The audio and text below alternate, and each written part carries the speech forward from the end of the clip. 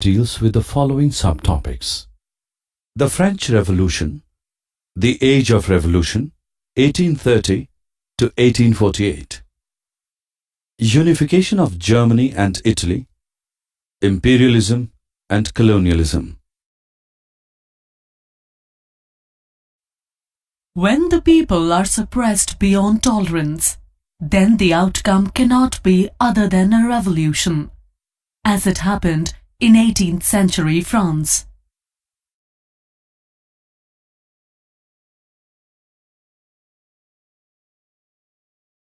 The change of guard and rise of Louis XVI failed to change the fate of common man, so they had to fight for their survival.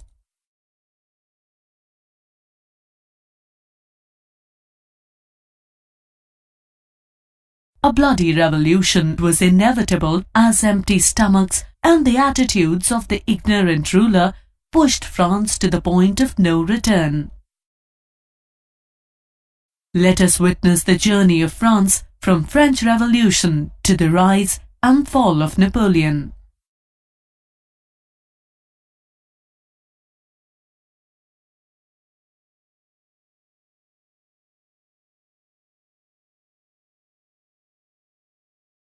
First expression of nationalism. We will now understand how nationalism gained momentum in European countries. The French Revolution is assumed as the first expression of nationalism in Europe. After the Revolution, the French monarchy transferred its sovereignty to its citizens. It was proclaimed that people of France would shape their own destiny. The idea spread to other European countries as well. Formation of collective identity. French people adopted a collective identity of la patrie and la citoyenne. Design of the former royal standard was replaced by the French flag. Now we will get familiar with the outbreak of the French Revolution with the help of an animation and how it influenced the nationalist and revolutionary trends of Europe.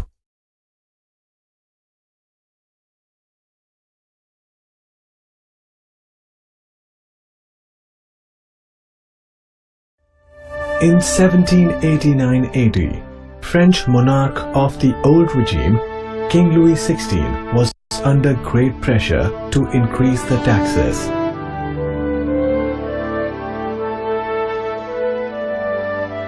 Taxes in the French old regime could only be increased by calling a meeting of the Estates General. Representatives of the three estates of French society had to be present at the meeting.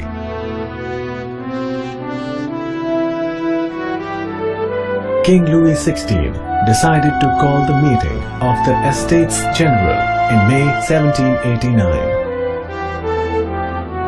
This meeting was called more than 200 years after the previous Estates General of 1614 AD. The Estates General was attended by 300 representatives, each from First and Second Estates. Third Estate, which comprised the newly arisen middle class, sent 600 representatives. This estate carried 40,000 letters outlining the demands of women, artisans and peasants who had not been allowed to come into the hall.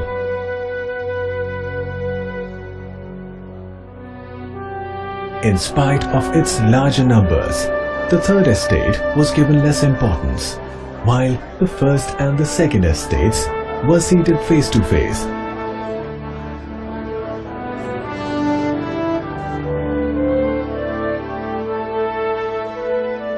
Earlier, each estate was allowed one vote each, which brought a total to 3 votes.